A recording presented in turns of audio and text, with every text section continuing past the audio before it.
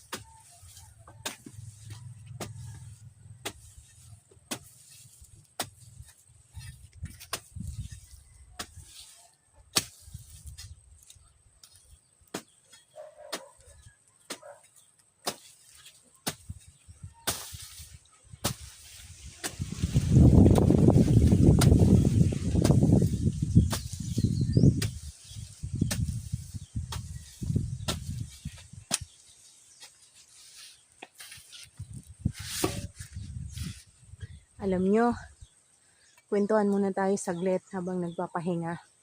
Hindi naman ako expert na farmer.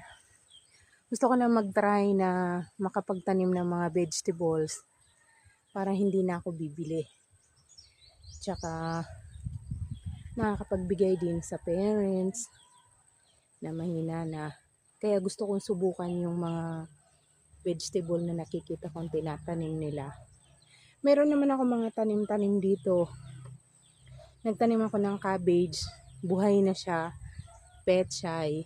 Yung broccolini, hindi ko sure kung mabubuhay ba talaga siya.